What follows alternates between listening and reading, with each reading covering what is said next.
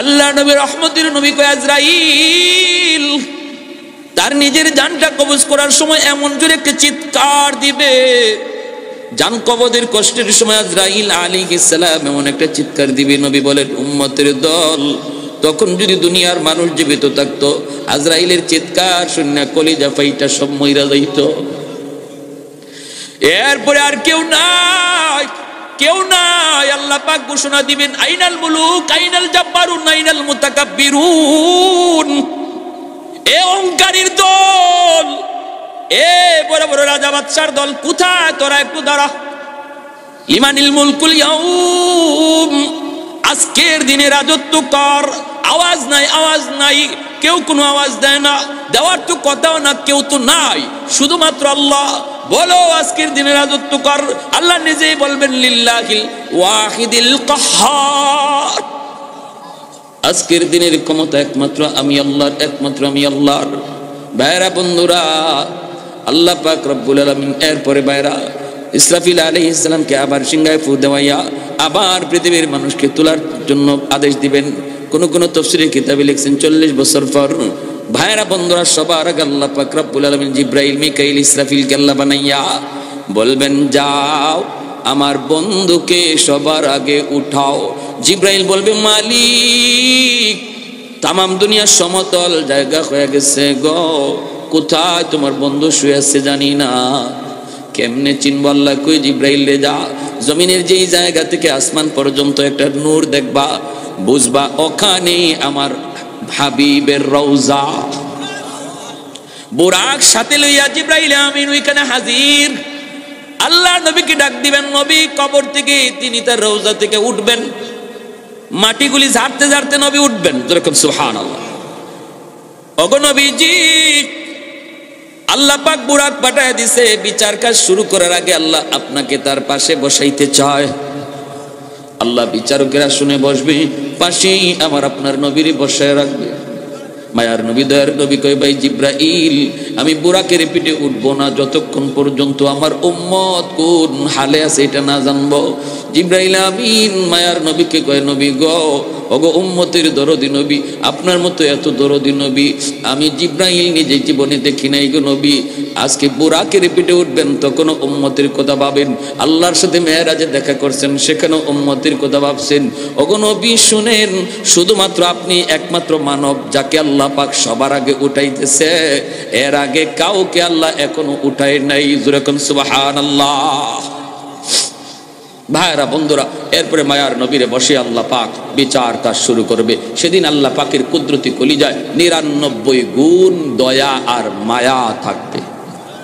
বিচারকের আসনে বসবে আল্লাহ, কিন্তু আল্লাহর কুদরতি কলিজায় ভালোবাসা থাকবে, দরদ থাকবে, মায়া থাকবে 99 ভাগ।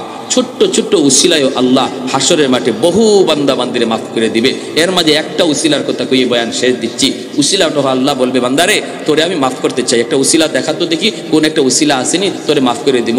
দাকাইকুল আখবার নামক কিতাবে ইমাম গাজ্জালি রহমতুল্লাহি আলাইহি এই হাদিস কেন এনেছেন, তখন আল্লাহ নিজেই কইতেছে কত তুই দুনিয়াতে কোনো একজন হক্কানি আলেমের মজলিসে বসছিলি কিনা, এই উসিলায় আমি তোরে মাফ করে দেব। কইব না গো মালিক মনে পড়ে না, মনে পড়ে না। আল্লাহ তখন বলবে একজন হক্কানি আলেমের সাথে এক দস্তরখানায় বসে জীবনে খানা খাইছনি? কই না গো মালিক মনে পড়ে না।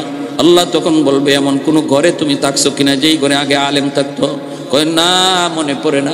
আল্লাহ তখনও বলবে বান্দারে দেখ, একটু খেয়াল করে দেখ তোর কোন সন্তানের নাম কোন হক্কানি আলেমের নামে নাম রাখছো কিনা। এতটুকু ছিলাও যদি আমি আল্লাহ হাসরের মাটি পাইরি বান্দা, আমি তোর গুনাহ মাফ করে দিমু। কয় না গো মালিক মনে পড়ে না। এইবার আল্লাহ ফেরেশতাদেরকে বলবেন, ফেরেশতারা ওরে জিগাও দুনিয়াতে কোনো হক্কানি আলেমের সাথে সম্পর্ক তার প্রমাণিত হয় নাই, কিন্তু এমন কোনো বন্ধু তার ছিল কিনা যেই বন্ধু আলেমদেরকে ভালোবাসতো। তখন কইব মালিক মনে পড়েছে, মনে পড়েছে দুনিয়াতে আমার একজন বন্ধু ছিল, ওই বন্ধু আলেমদেরকে ভালোবাসতো, কলেজা দিয়ে ভালোবাসতো, মসজিদের ইমামকে মহব্বত করতো, মাদ্রাসার ছাত্র উস্তাদকে আমার দোস্ত বড় ভালোবাসতো, আমার কাছে আইসা মাঝে মাঝে গল্প করতো। আল্লাহ পাক রব্বুল আলামিন ফেরেশতাদেরকে বলবেন, ফেরেশতারা রে আমার বান্দার সম্পর্ক ডাইরেক্ট প্রমাণিত হইছে না, কিন্তু ইনডাইরেক্ট প্রমাণিত হইছে।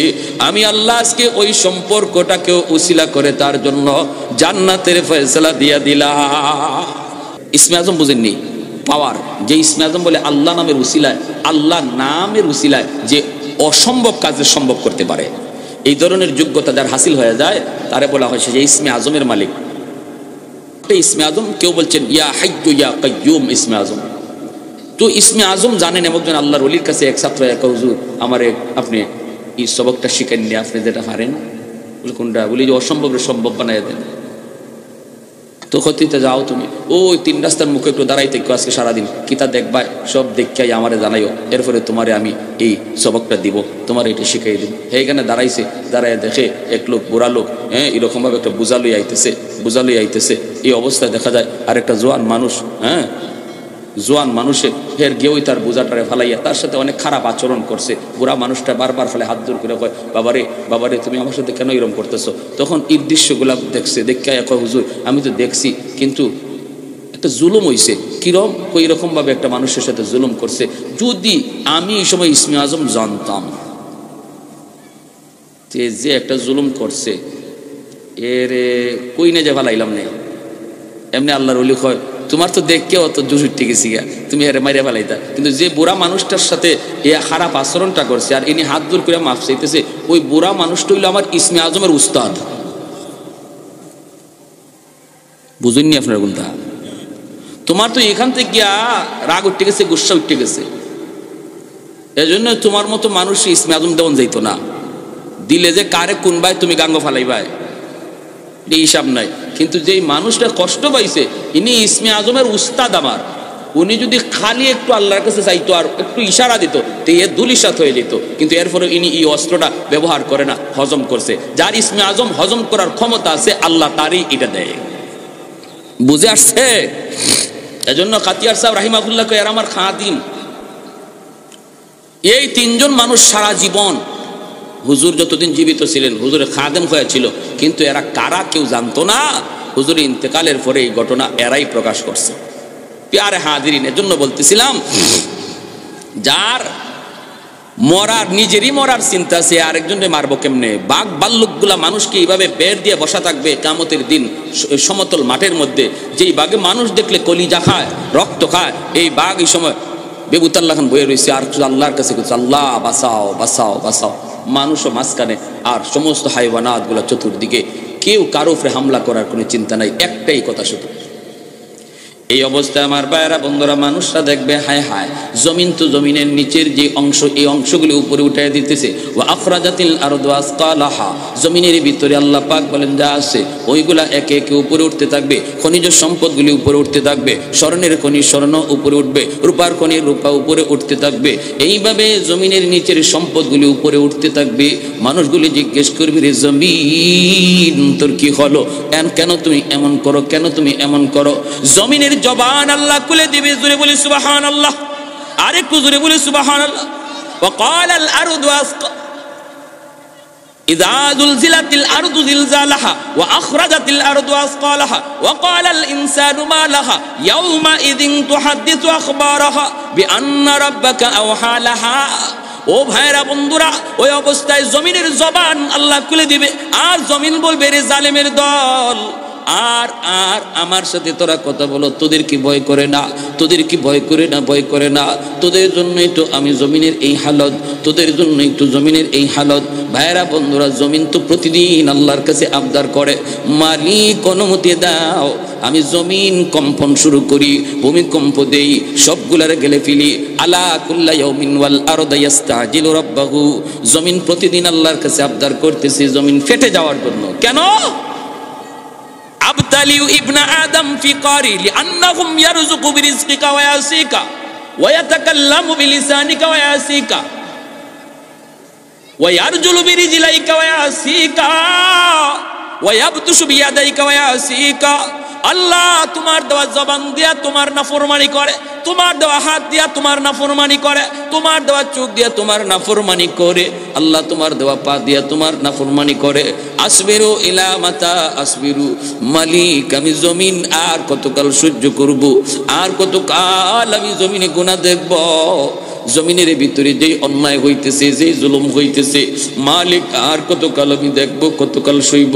আল্লাহ একটু অনুমতি দাও, আমি সবগুলি জালিমকে গিলে ফেলি, আমি আমার পেটে নিয়ে নেই। তুরস্কের বড় বড় 7 তলা 8 তলা বিল্ডিং যেমন ভাবে জমিন গিলে ফেলেছে, এইভাবে প্রতিনিয়ত জমিনে আবতার করে আল্লাহ অনুমতি দাও, জালিমগুলির আমি গিলে ফেলি। আসবিরু ইলা মাতা আসবিরু, ধৈর্য ধরব, কতকাল আমি ধৈর্য ধরব? আর তো সহ্য হয় না। আল্লাহ পাক থামায় রাখছে, আল্লাহ পাক থামায় রাখছে। আর কয় জমিন তুই রাগ করবি না, তুই কোনো কথা বলবি না, আমার আর আমার বান্দার মাঝখানে তোমরা কেউ কথা বলবা না, কথা বলবা না।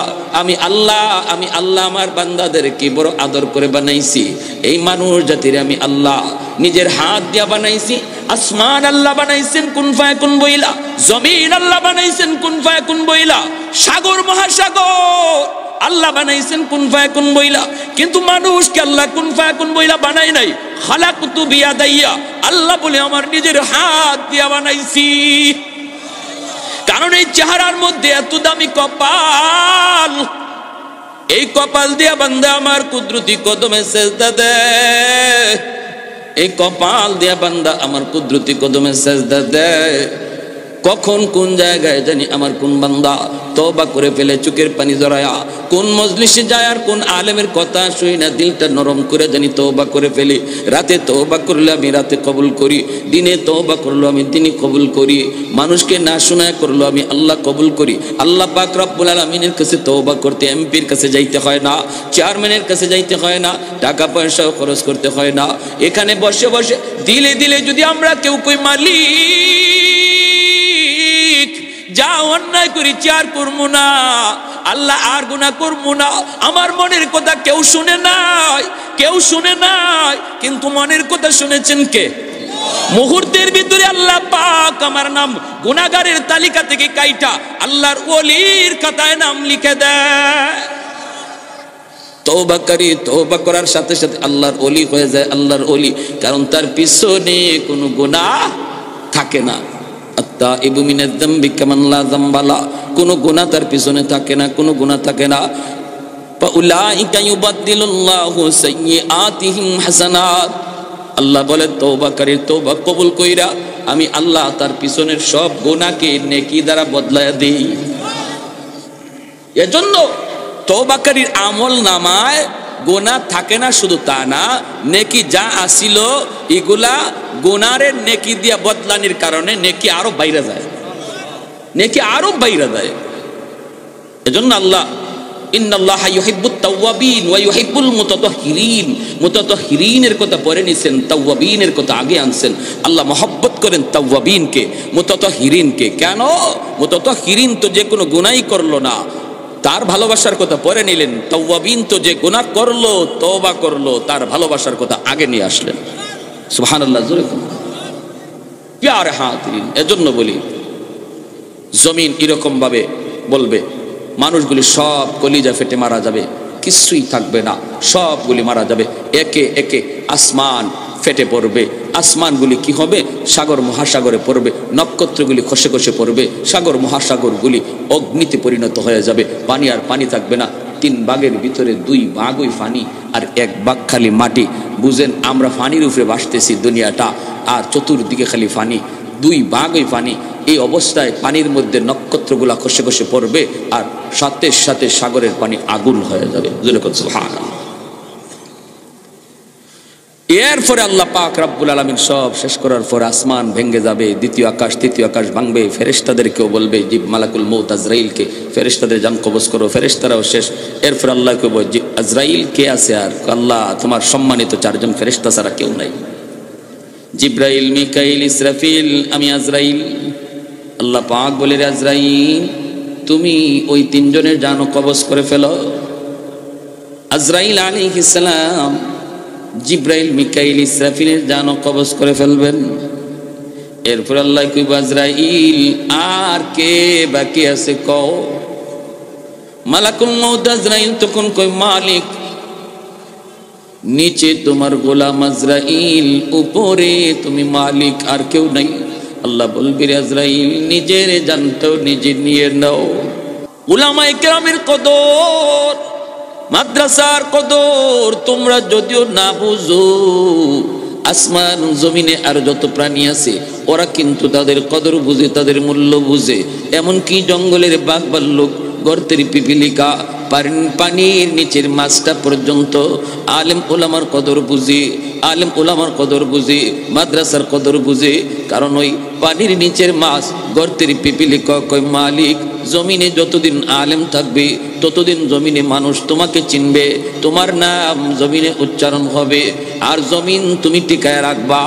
আর জমিন টিকে থাকলে আমি মাছ বেঁচে থাকবো, আমি গর্তের পিপিলিকা বেঁচে থাকবো। অতএব আমি যে গর্তের পিপিলিকা বেঁচে আছি এটা উলামায়ে কেরামের উসিলায়, আমি যে পানির নিচের মাছ এখনো স্বাধীনভাবে ঘুরি আলেম উলামার উসিলায়, মাদ্রাসার উসিলায়। ও মালিক, জগতে জমিনে উলামায়ে কেরামের হায়াত তুমি বাড়ায় দাও, জোরে বলি সুবহানাল্লাহ। গর্তের পিপিলিকা, পানির নিচের মাছ পর্যন্ত উলামায়ে কেরামের হায়াতের জন্য দোয়া করে। আর আমরা যত পারি খালি ফেসে ফেলাইতাম। মাছে দোয়া করে আলেমদের জন্য, পিপিলিকা দোয়া করে আলেমদের জন্য, গাছের পাতারা পর্যন্ত দোয়া করে উলামায়ে কেরামের জন্য। আল্লাহ নবী বলেন, এই সূক্ষ্ম কথাটি যদি তোমরা নাও বুঝো, আসমান জমিনের আর যত প্রাণী আছে ওরা বুঝে, বিধায় ওরা উলামায়ে কেরামের জন্য দোয়া করে। ভাইরা বন্ধুরা, গর্তের পিপিলিকা শুধু নয়, গাছের পাতারা পর্যন্ত একজন আলেমের জন্য দোয়া করে, উলামায়ে কেরামের জন্য দোয়া করে। এজন্য ভাইরা মনে রাখবেন, যতদিন পর্যন্ত জমিনে উলামায়ে কেরাম থাকবে ততদিন পর্যন্ত আল্লাহ পাক আমাকে আপনাকে বাঁচায় রাখবে। তাহলে মাদ্রাসা টিকায় রাখা মাদ্রাসার ফায়দার জন্য নয়, নিজের ফায়দার জন্য। আমি মাদ্রাসা টিকায় রাখছি বিষয়টা এমন নয়, বরং মাদ্রাসার খাতিরে আল্লাহ আমাকে টিকায় রাখছে। আমি একটা ছাত্ররে খাওয়াই, আমি লজিরে রাইকা একজন হাফেজ সাহেবরে খাওয়াই, বিষয়টা এমন নয়। আল্লাহ নবীর হাদিসের ভাষায় ওই তালেবে এলেমের খাতিরে আল্লাহ আমাকে খাওয়ায়, আমাকে খাওয়ায়, তোমাকে খাওয়ায়, গোটা সমাজকে আল্লাহ বাঁচায়। ভাইয়েরা বন্ধুরা, যদি উলামায়ে কেরাম না থাকতো রে ভাই, উলামায়ে কেরামের কদর যদি এখনো বাংলাদেশি এই পরিমাণে না হইতো, যেইভাবে আপনারা দিল থেকে মহব্বত করেন, যদিও একটা শ্রেণী উলামায়ে কেরামকে ভালো পানের বিদ্বেষ অন্তরে রাখে, কিন্তু এই দেশের সাধারণ মানুষ তারা উলামায়ে কেরামকে অন্তর দিয়ে ভালোবাসে, অন্তর দিয়া ভালোবাসে, অন্তর দিয়া ভালোবাসে। বিদায় আল্লাহ বাংলার জমিনকে বড় বড় ভূমিকম্প থেকে আল্লাহ হেফাজত করে। ভাইরা বন্ধুরা, এ যুবক, বাংলাদেশের উপরে কিন্তু বড় বড় সিগন্যাল চলছে, সিগন্যাল। বাংলাদেশ অত্যন্ত বিপজ্জনক অবস্থানে আছে। 7.9 মাত্রার ভূমিকম্পে তুরস্ক ধ্বংসস্তূপ। বাংলাদেশেও কয়েক বছর আগে ফজরের আগের 7.0 মাত্রার ভূমিকম্প হয়েছিল, মাত্র কয়েকটা সেকেন্ড, স্থায়িত্ব বেশি ছিল না। কিন্তু এই অল্প সময়ের ভূমিকম্পেও বিভিন্ন দেশ, এই মাত্রার ভূমিকম্পের দ্বারা বিভিন্ন দেশ ধ্বংসস্তূপে পরিণত হয়েছে। ইতিহাস সাক্ষী তাইওয়ান, তাইওয়ানের ধ্বংসস্তূপ ছিল অল্প সময়ের ভূমিমাত্রার ভূমিকম্পের কারণে, কিন্তু বাংলার জমিনকে আল্লাহ বাঁচায় রাখছে, হেফাজত করেছে। ওই ভূমিকম্পে এতটা ক্ষতি বাংলাদেশে হয় নাই। কারণ হলো ওই সময়টা ছিল তাহাজ্জুদের টাক, আমি আপনি ঘুমাচ্ছিলাম, কিন্তু বাংলার টেকনাফ থেকে তেতুলিয়া পর্যন্ত লক্ষ লক্ষ মাদ্রাসার লক্ষ লক্ষ কোরআনের পাখিরা কোরআন তেলাওয়াতে মগ্ন ছিল। আরেকটু জোরে বলি সুবহানাল্লাহ।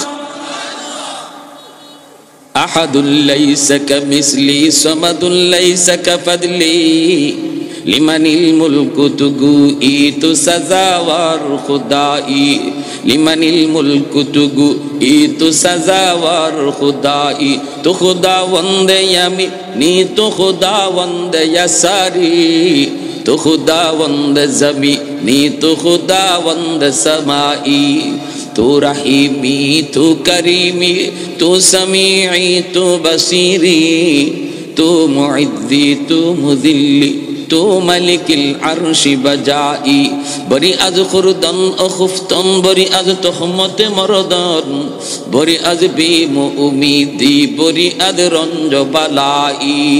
আল্লাহু আকবার। ভাইরা বন্ধুরা, জন্য বলতেছিলাম কিয়ামত হবে না যতক্ষণ পর্যন্ত জমিনে আল্লাহ বলার লোক থাকবে, ঠিক কিনা? আল্লাহ নবী রহমতের নবী বলেন, ভাই জিব্রাইল, আমার ইন্তেকালের পর তুমি কি জমিনে আর আসবা? জিব্রাইল আমিন কই, নবী গো আসবো, কিয়ামতের আগে আমি জমিনে আসবো। আল্লাহর কালাম যতদিন জমিনে থাকবে ততদিন কিয়ামত তো হবে না, কোরআনের আওয়াজ যতদিন চলবে কিয়ামত তো হবে না। এজন্য আমি কিয়ামতের আগে আসবো, আইসা কোরআনের কালো কালো হরফগুলি উঠায় নিব। বাংলার মুসলমান কোরআন শরীফ খুলবে, কইলা দেখবে হরফ নাই। ভারতের মুসলমান কোরআন খুলবে, কইলা দেখবে হরফ নাই, কালো কালো লেখা নাই। আরবে খবর লাগাবে, সেখানেও বলবে কোরআন আছে কিন্তু কোরআনের লেখা নাই, কোরআনের হরফ নাই। কেন? কারণ ওই জমানায় মানুষগুলি কোরআনের কদর ছেড়ে দিবে, কোরআনকে তারা ভুলে যাবে, ঘরে কোরআন তেলাওয়াত হবে না, মাদ্রাসাগুলো একে একে বন্ধ হয়ে যাবে, মানুষ ওয়াজ মাহফিল ছেড়ে দিবে, গান বাজনার আয়োজন চলবে, নর্তকী আনবে। এই ভাইয়েরা যখনই আল্লাহর কালামের কদর জমিনের মানুষ করবে না, তখনই আল্লাহ পাক বলবে, জিব্রাইল যাও আমার কোরআন থেকে আমি মাওলার কালাম, আমার কথাগুলি উঠায় আনো। আল্লাহ পাকের ইশারায় কোরআনের হরফগুলি সব আল্লাহ পাক কুদরতিভাবে উঠায় নিবে, তখনই দুনিয়ার হায়াত শেষ।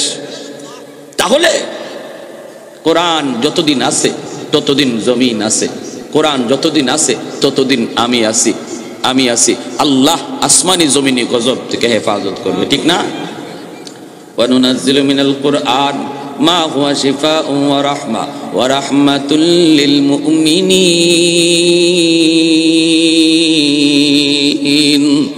আল্লাহ পাক রব্বুল আলামিন কয়, কোরআন হলো জগতের জন্য রহমত। রহমত যেখানে থাকে সেখানে গজব আসে না, যেখানে গজব থাকে সেখানে রহমত আসে না।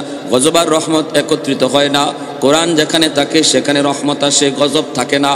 আর যখনই কোরআন তিলাওয়াত ছেড়ে দেব, কোরআনের কদর ছেড়ে দিব, কোরআনওয়ালাদের মহব্বত করা ভুলে যাব, তখনই জগতে গজব আর গজব নামবে।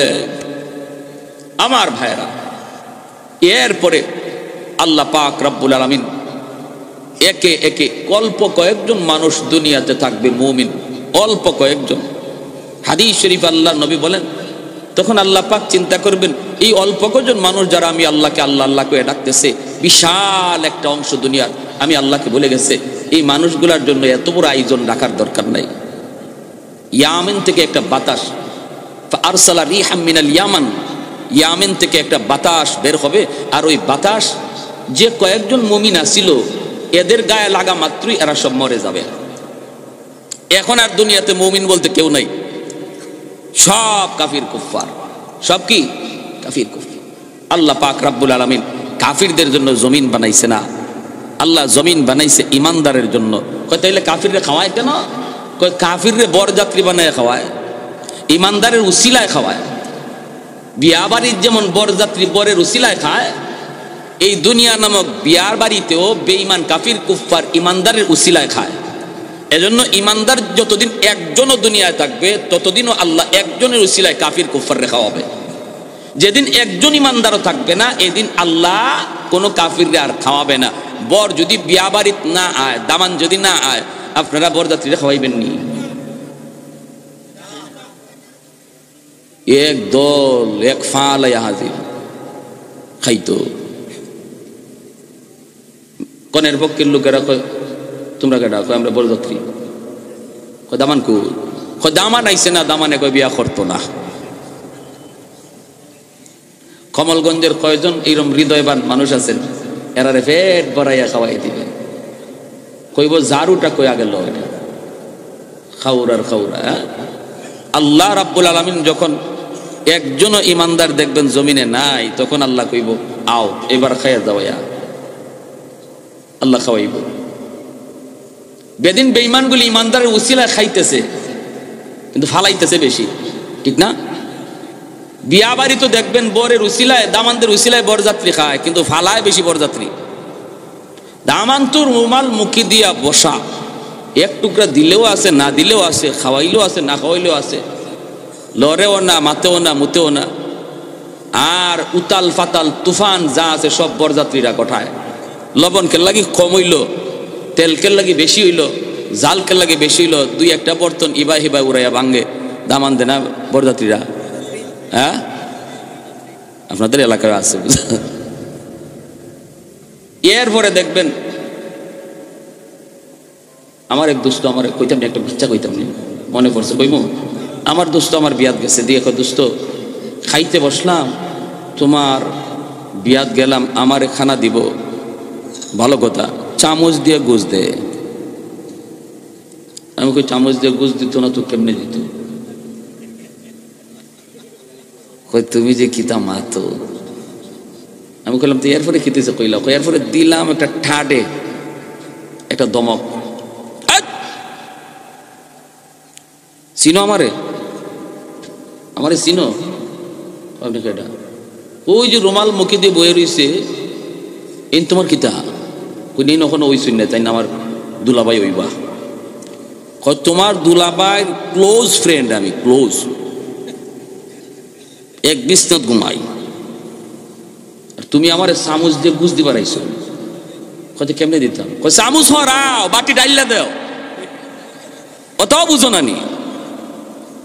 আমি কইলাম দোস্ত এরপরে কয় দিছে বাটি ডাইলা। আমি খাইছো নি? খাইছি। আমি আমার দোস্ত, কিন্তু তোমার পাশে আমার কষ্ট লাগছে, তোমারে কোনটা দেয় না। আমি কইলাম তোমাকে বলে আমার খুব কষ্ট লাগছে, আমি খাই আছে তোমার পাশে চাই। আমি তোমার তো কষ্ট লাগছে, কিন্তু আমার তো কষ্ট লাগছে না, আমি ভিতরে ভিতরে খালি আসি লাগে।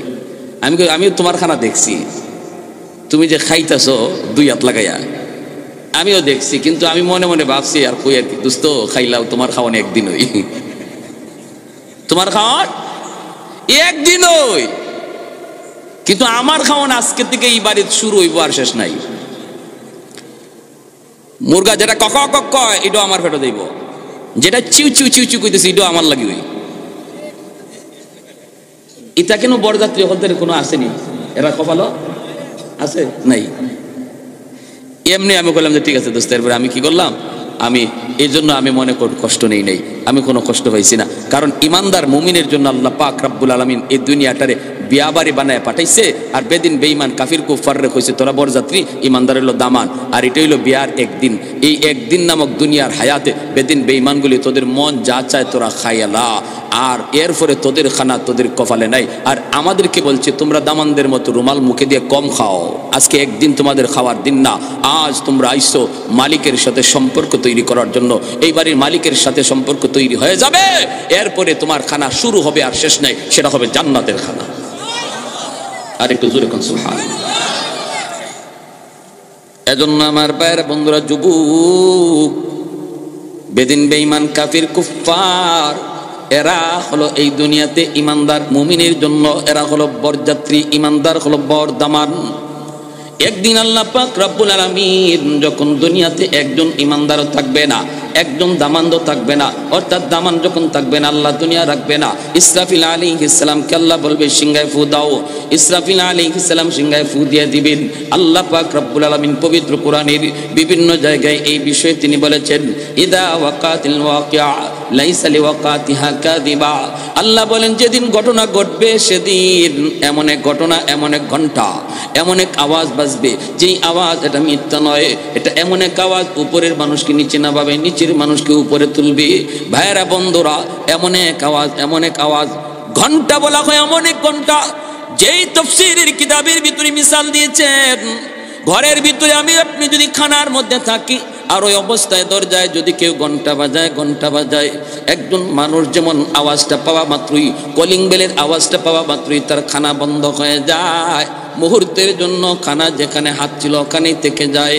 কে দরজার সামনে আওয়াজ করলো, কে দরজায় নক করলো, ঠিক তেমনি ভাবে আল্লাহ পাক রব্বুল আলামিন বুঝাইতে চান, আমার ইসরাফিল যেদিন সিংহায় ফু দিবে ওই দিন দুনিয়ার প্রতিটা মানুষ যার যার কাজ বন্ধ হয়ে যাবে, যে যেখানে আছে সেখানে দাঁড়ায় যাবে।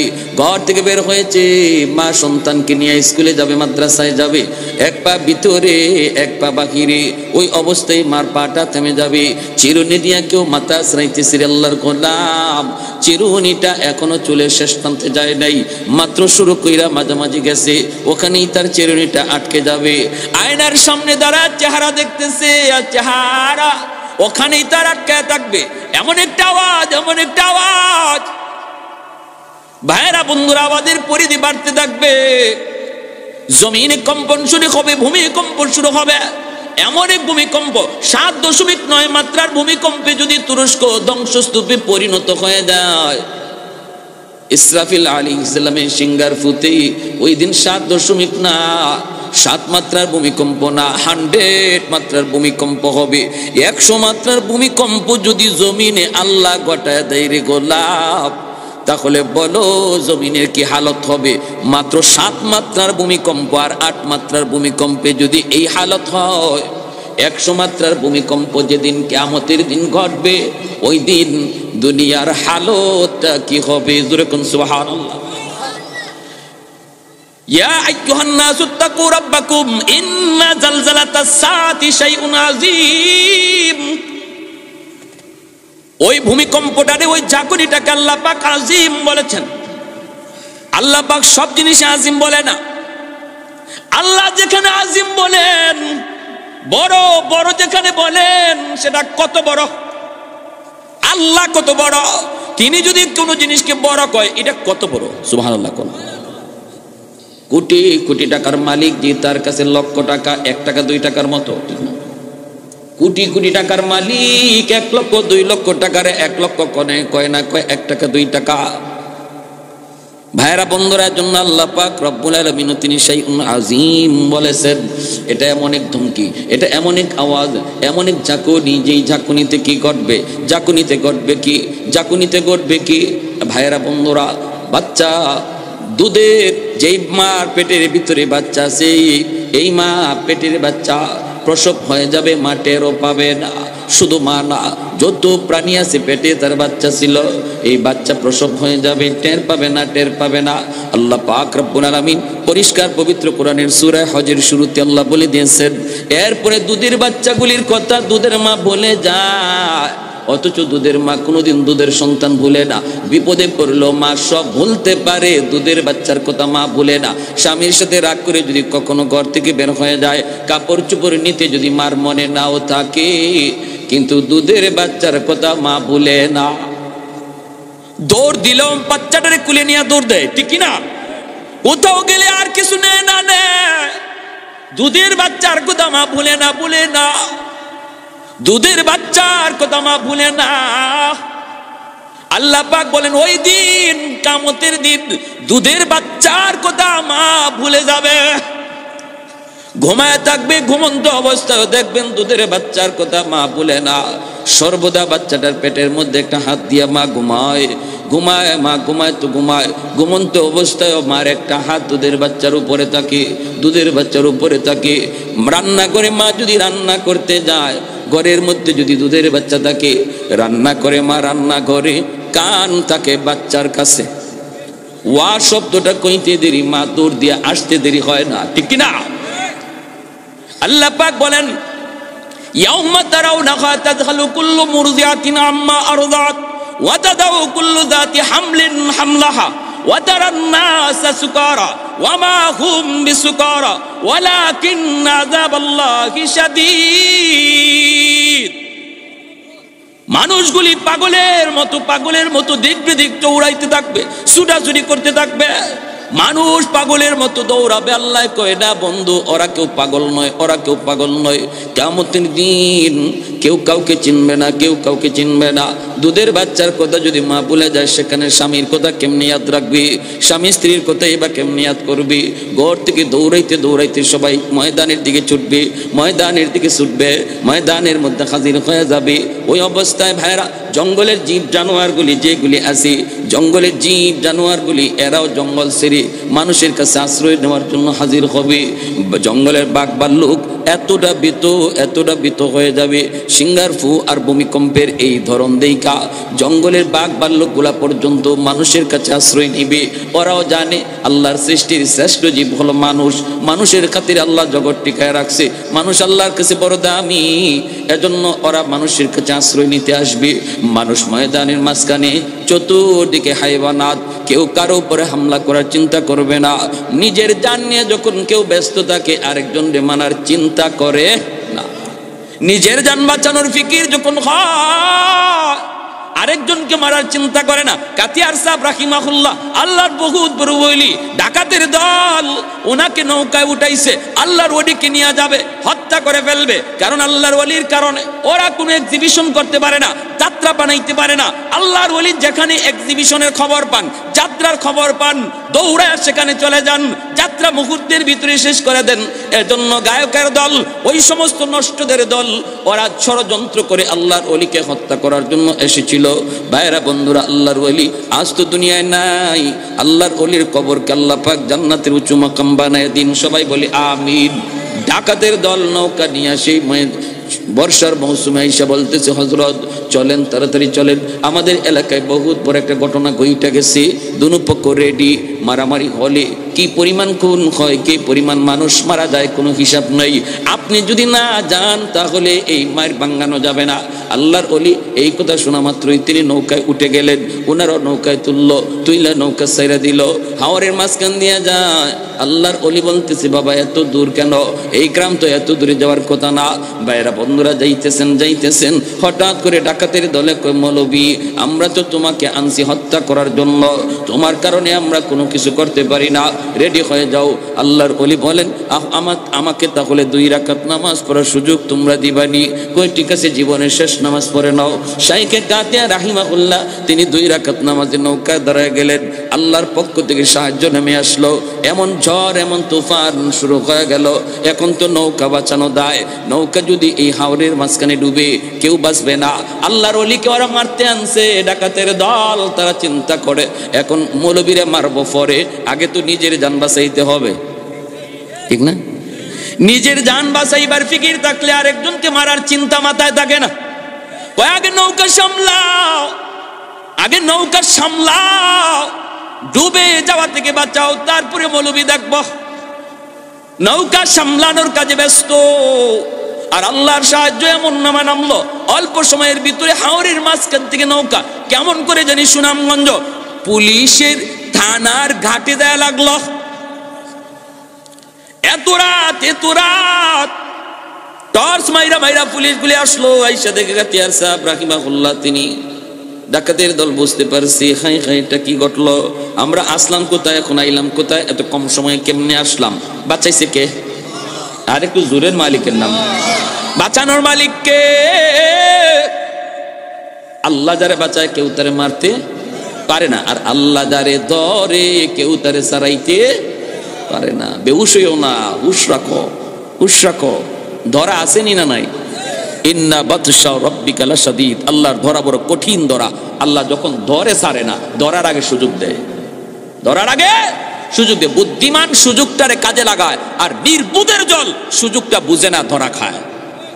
ওলামায়ে কেরাম এ জাতির কখনো দুশ্মন নয়। ওলামায়ে কেরাম সর্বদা জাতির বন্ধু। জাতির বিপদের সময় তারা পাশে থাকে।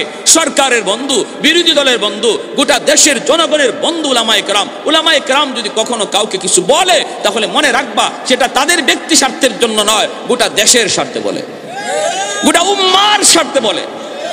অতএব আলেমদেরকে দুশ্মন মনে করবা না। আলেমরা জগতের জন্য রহমত। এটা আমার আল্লাহর কথা, এটা আমার নবীর কথা। উলামায়ে কেরাম দেশের জন্য রহমত। প্যারা হাজির, ও হুজুর আপনি ডাকাতের দল হুজুরের ফাও দূরে পড়ে, হুজুর চিনি নাই, হুজুর বুঝি নাই, মাপ চাই, জীবনে আর এমন অপরাধ করব না, হুজুর আমাদেরকে বাঁচান। আল্লাহর ওলিরে যেই পুলিশটা কইছে হুজুর এরা কেটা, তখন খাতিয়ার সাহেব কইতেছে এরা আমার খাদিম। দেখছেন নি? আর আমরা হইলে কইতাম জিজ্ঞাস নিবে এটা দর তাড়াতাড়ি, দর। এই জন্যই আল্লাহর ওলিরা এক লোকে কয় ইসমে আজম জানে, এক লোকে আর কি ইসমে আজম বুঝেননি, পাওয়ার। যে ইসমে আজম বলে আল্লাহ নামের উসিলায়, আল্লাহ নামের উসিলায় যে অসম্ভব কাজে সম্ভব করতে পারে, এই ধরনের যোগ্যতা যার হাসিল হয়ে যায় তারে বলা হয় সে ইসমে আজমের মালিক। ইসমে আজম কেউ বলছেন ইয়া হাইয়্যু ইয়া কাইয়্যুম ইসমে আজম। তো ইসমে আজম জানেন এবং আল্লাহর ওলির কাছে এক ছাত্র এক হুজুর আমারে আপনি এই সবকটা শিখেন নি, আপনি যেটা পারেন। বলে কোনটা? বলি যে অসম্ভবের সম্ভব বানায় দেন। তো ক্ষতিতে যাও তুমি ওই 3 রাস্তার মুখে একটু দাঁড়াই থেকে আজকে সারাদিন কিতা দেখবা, সব দেখাই আমারে জানাইও, এরপরে তোমারে আমি এই সবকটা দিব, তোমার এটা শিখাই দিব। এইখানে দাঁড়াইছে, দাঁড়ায় দেখে এক লোক বুড়া লোক, এরকমভাবে একটা বোঝা লই আইতেছে। এই অবস্থায় দেখা যায় আর একটা জোয়ান মানুষ, জোয়ান মানুষে ফের গিয়েই তার বোঝাটারে ফেলাইয়া তার সাথে অনেক খারাপ আচরণ করছে। বুড়া মানুষটা বারবার ফেলে হাত জোর করে কয়, বাবারে তুমি আমার সাথে কেন এরকম করতেছো? তখন এই দৃশ্যগুলা দেখছে, দেখে কয়, হুজুর আমি তো দেখছি, কিন্তু একটা জুলুম হইছে। কিরম? কই রকম ভাবে একটা মানুষের সাথে জুলুম করছে। যদি আমি এই সময় ইসমে আজম জানতাম যে একটা জুলুম করছে, এর কই না যে ফেলাইলাম না। এমনি আল্লাহর ওলি কয়, তোমার তো দেখকে অত জুস উঠতে গেছি গা, তুমি এর মাইরে ফেলাইতা। কিন্তু যে বুড়া মানুষটার সাথে এ খারাপ আচরণটা করছে আর ইনি হাত দূর করে মাফ চাইতেছে, ওই বুড়া মানুষটা হইল আমার ইসমে আজমের উস্তাদ। বুঝুননি আপনার কোনটা? তোমার তো এখান থেকে গিয়া রাগ উঠতে গেছে, গুসা উঠতে গেছে, এজন্য তোমার মতো মানুষ ইসমে আজম দেওয়ান যাইতো না। দিলে যে কারে কোন ভাই তুমি গাঙ্গ ফালাইবাই, এটা হিসাব নাই। কিন্তু যেই মানুষটা কষ্ট পাইছে, ইনি ইসমে আজমের উস্তাদ আমার, উনি যদি খালি একটু আল্লাহর কাছে চাইতো আর একটু ইশারা দিত তো এ দুলিশাত হয়ে যেত। কিন্তু এরপরে ইনি এই অস্ত্রটা ব্যবহার করে না, হজম করছে। যার ইসমে আজম হজম করার ক্ষমতা আছে আল্লাহ তারই এটা দেয়। বুঝে আসছে? এজন্য কাতিয়ার সাহেব রাহিমাহুল্লাহকে এর আমার খাদিম। এই 3 জন মানুষ সারা জীবন হুজুর যতদিন জীবিত ছিলেন হুজুরের খাদেম হয়েছিল, কিন্তু এরা কারা কেউ জানতো না। হুজুর ইন্তেকালের পরে এই ঘটনা এরাই প্রকাশ করছে। প্যারে হাজিরিন, এজন্য বলতেছিলাম, যার নিজেরই মরার চিন্তা, সে আরেকজনকে মারবো কেমনে? বাঘ ভাল্লুকগুলা মানুষকে এইভাবে বের দিয়ে বসা থাকবে কিয়ামতের দিন সমতল মাঠের মধ্যে। যেই বাঘে মানুষ দেখলে কলিজা খায়, রক্ত খায়, এই বাঘ এই সময় বেবুতাল্লাহ খান বয়ে রয়েছে আর আল্লাহর কাছে করছে, আল্লাহ বাঁচাও বাঁচাও বাঁচাও। মানুষও মাঝখানে আর সমস্ত হাইওয়ানাত গুলা চতুর্দিকে, কেউ কারো উপরে হামলা করার কোনো চিন্তা নাই, একটাই কথা শুধু। এই অবস্থায় আমার ভাইয়েরা বন্ধুরা, মানুষরা দেখবে হায় হায়, জমিন তো জমিনের নিচের যে অংশ, এই অংশগুলি উপরে উঠে দিতেছে। ওয়া আখরাজাতিল আরদু আসকালাহা, জমিনের ভিতরে আল্লাহ পাক বলেন যা আছে ওইগুলা একে একে উপরে উঠতে থাকবে। খনিজ সম্পদগুলি উপরে উঠতে থাকবে, স্বর্ণের খনি স্বর্ণ উপরে উঠবে, রূপার খনি রূপা উপরে উঠতে থাকবে। এইভাবে জমিনের নিচের সম্পদগুলি উপরে উঠতে থাকবে। মানুষগুলি জিজ্ঞেস করবে, রে জমিন তোর কি হলো? কেন তুমি এমন করো, কেন তুমি এমন করো? জমিনের জবান আল্লাহ খুলে দিবে। জোরে বলি সুবহানাল্লাহ, আরেকটু জোরে বলি সুবহানাল্লাহ। وقال الارض اذا زلزلت الارض زلزالها واخرجت الارض اثقالها وقال الانسان ما لها يومئذ تحدث اخبارها بان ربك اوحى لها। ও ভাইরা বন্ধুরা, ওই অবস্থায় জমিনের জবান আল্লাহ খুলে দিবে, আর জমিন বলবে, রে জালেমের দল, আর আর আমার সাথে তোরা কথা বলো, তোদের কি ভয় করে না? তোদের কি ভয় করে না? ভয় করে না? তোদের জন্যই তো আমি জমিনের এই হালত, তোদের জন্যই তো জমিনের এই হালত। ভাইরা বন্ধুরা, জমিন তো প্রতিদিন আল্লাহর কাছে আবদার করে, মালিক অনুমতি দাও, আমি জমিন কম্পন শুরু করি, ভূমিকম্প দেই, সবগুলার গেলে ফেলি। আলা কুল্লা ইয়াউমিন ওয়াল আরদু ইস্তাজিলু রাব্বাহু, জমিন প্রতিদিন আল্লাহর কাছে আবদার করতেছে জমিন ফেটে যাওয়ার জন্য। কেন?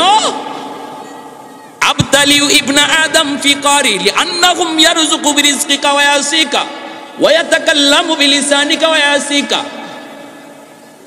ওয়া ইয়ারজুলু বিরিজলাইকা ওয়া ইয়াসিকা ওয়া ইয়াবতুশু বিয়াদাইকা ওয়া ইয়াসিকা।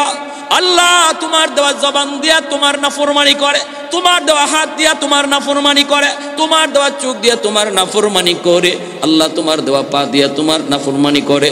আসবিরু ইলা মাতা আসবিরু, মালিক আমি জমিন আর কতকাল সহ্য করব, আর কতকাল আমি জমিনে গুনাহ দেখব।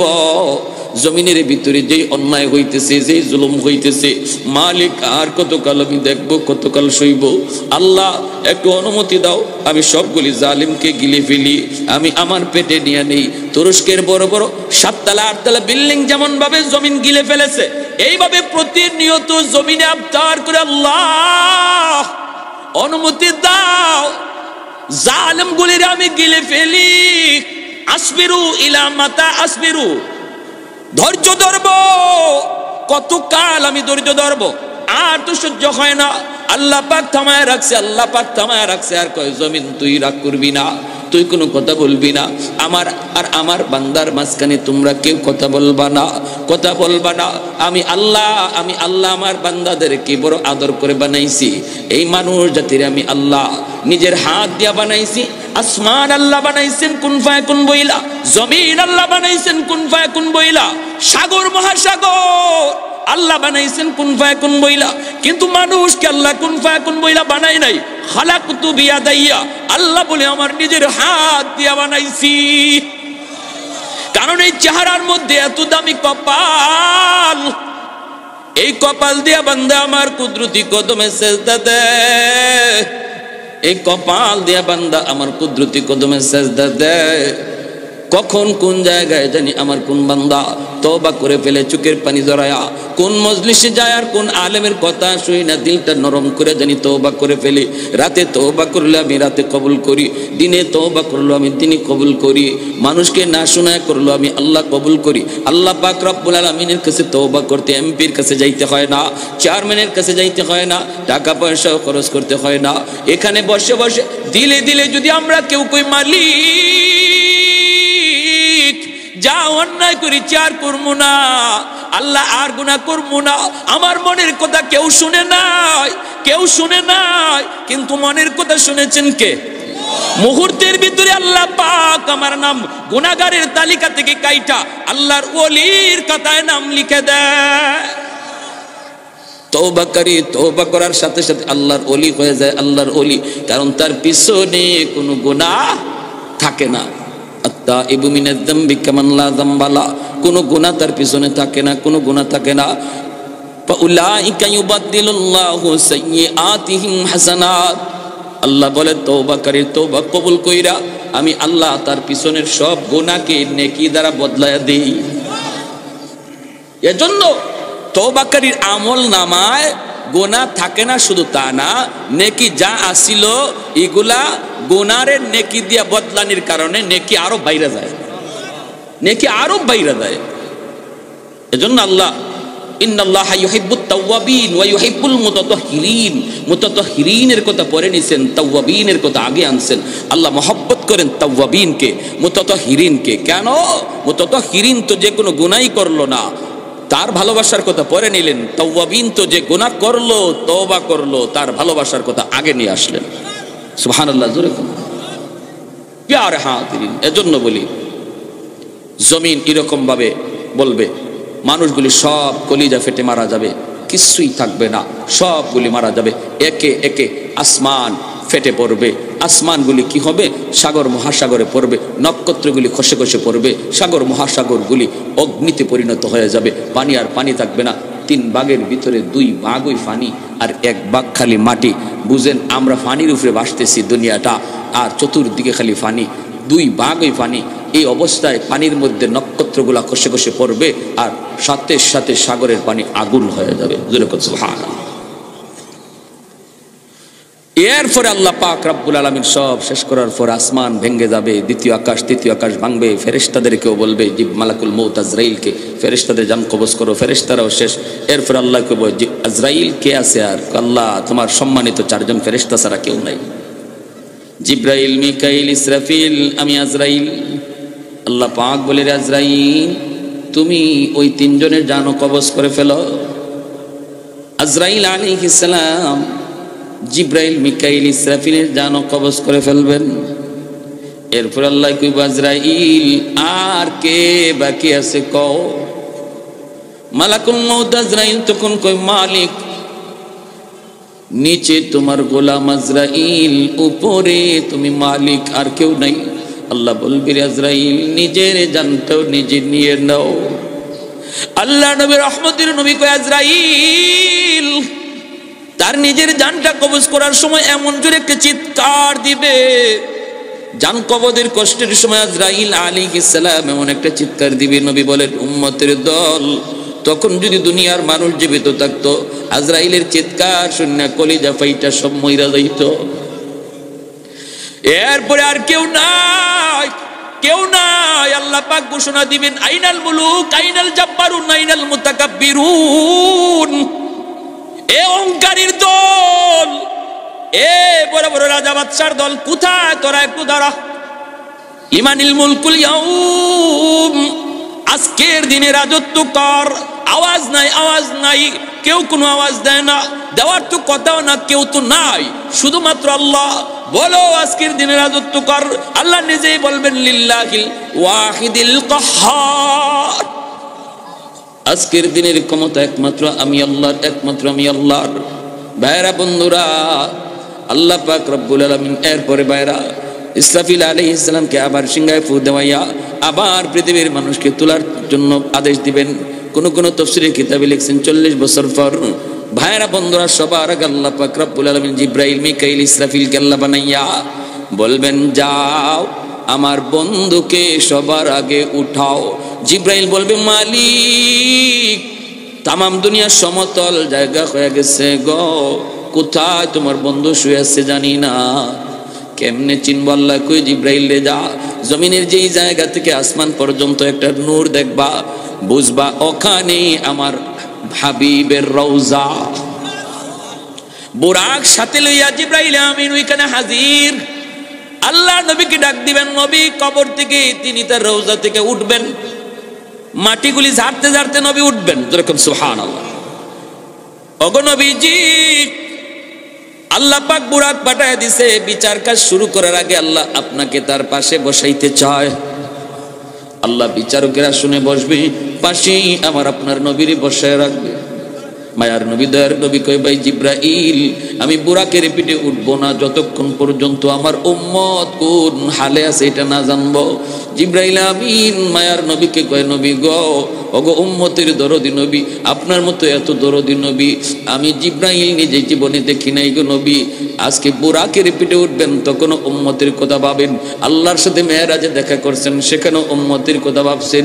ওগো নবী শুনেন, শুধুমাত্র আপনি একমাত্র মানব যাকে আল্লাহ পাক সবার আগে উঠাইতেছে, এর আগে কাউকে আল্লাহ এখনো উঠায় নাই। যেরকম সুবহানাল্লাহ।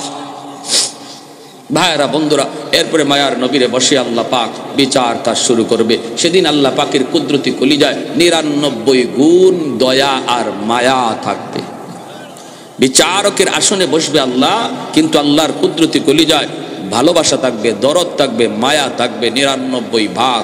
ছোট্ট ছোট্ট উসিলায় আল্লাহ হাসরের মাঠে বহু বান্দা বান্দিরে মাফ করে দিবে। এর মাঝে একটা উসিলার কথা কই বয়ান শেষ দিচ্ছি। উসিলাটা আল্লাহ বলবে, বান্দারে তোরে আমি মাফ করতে চাই, একটা উসিলা দেখা তো দেখি, কোন একটা উসিলা আসেনি, তোরে মাফ করে দিব। দাকাইকুল আখবার নামক কিতাবে ইমাম গাজ্জালি রহমতুল্লাহি আলাইহি এই হাদিস কেন এনেছেন, তখন আল্লাহ নিজেই কইতেছে, কত তুই দুনিয়াতে কোনো একজন হক্কানি আলেমের মজলিসে বসছিলি কিনা, এই উসিলায় আমি তোরে মাফ করে দেব। কইব না গো মালিক, মনে পড়ে না, মনে পড়ে না। আল্লাহ তখন বলবে, একজন হক্কানি আলেমের সাথে এক দস্তরখানায় বৈশা জীবনে খানা খাইছনি? কই না গো মালিক, মনে পড়ে না। আল্লাহ তখন বলবে, এমন কোন ঘরে তুমি থাকছো কিনা যেই ঘরে আগে আলেম থাকতো? কই না, মনে পড়ে না। আল্লাহ তখনও বলবে, বান্দারে দেখ, একটু খেয়াল করে দেখ, তোর কোন সন্তানের নাম কোন হক্কানি আলেমের নামে নাম রাখছো কিনা। এতটুকু ছিলাও যদি আমি আল্লাহ হাসরের মাটি পাইরি বান্দা, আমি তোর গুনাহ মাফ করে দিমু। কয় না গো মালিক, মনে পড়ে না। এইবার আল্লাহ ফেরেশতাদেরকে বলবেন, ফেরেশতারা ওরে জিগাও, দুনিয়াতে কোনো হক্কানি আলেমের সাথে সম্পর্ক তার প্রমাণিত হয় নাই, কিন্তু এমন কোনো বন্ধু তার ছিল কিনা যেই বন্ধু আলেমদেরকে ভালোবাসতো? তখন কইব, মালিক মনে পড়েছে, মনে পড়েছে, দুনিয়াতে আমার একজন বন্ধু ছিল, ওই বন্ধু আলেমদেরকে ভালোবাসতো, কলেজা দিয়ে ভালোবাসতো, মসজিদের ইমামকে মহব্বত করতো, মাদ্রাসার ছাত্র উস্তাদকে আমার দোস্ত বড় ভালোবাসতো, আমার কাছে আইসা মাঝে মাঝে গল্প করতো। আল্লাহ পাক রব্বুল আলামিন ফেরেশতাদেরকে বলবেন, ফেরেশতারা রে, আমার বান্দার সম্পর্ক ডাইরেক্ট প্রমাণিত হইছে না, কিন্তু ইনডাইরেক্ট প্রমাণিত হইছে। আমি আল্লাহ আজকে ওই সম্পর্কটাকেও উসিলা করে তার জন্য জান্নাতের ফয়সালা দিয়া দিলা। আমার ভাইরা বন্ধুরা, এজন্য আসুন আমরা জমিনে যদি আল্লাহ পাকের রহমত নিয়ে বেঁচে থাকতে চাই, সুখে শান্তিতে থাকতে চাই, তাহলে আল্লাহ নামের আওয়াজ কমাইতে হবে না বাড়াইতে হবে? কমাইতে হবে না বাড়াইতে হবে? বাড়াইতে হবে। এজন্য সন্তানকে মাদ্রাসায় দেন, ঘরটারে ছোট ছোট মক্তব বানান, প্রতিটা মুসলমানের ঘরে মক্তব বানান। বাবা হইয়া সন্তানকে নিয়ে কায়দা নিয়ে বসেন, আম্পার লইয়া বসেন, নিজে কোরআন শরীফ লইয়া বসেন। কোরআনের যত বেশি আওয়াজ ঘরে বাজবে, কত উঠবে, সমাজে হবে, তত আল্লাহ জমিনে আর ঘরে রহমত নাজিল করবে, গজব থেকে আল্লাহ বাঁচায় রাখবে। আল্লাহ আমাদের সবাইকে আমল করার তৌফিক দান করুন। সবাই বলে আমিন। আলহামদুলিল্লাহ।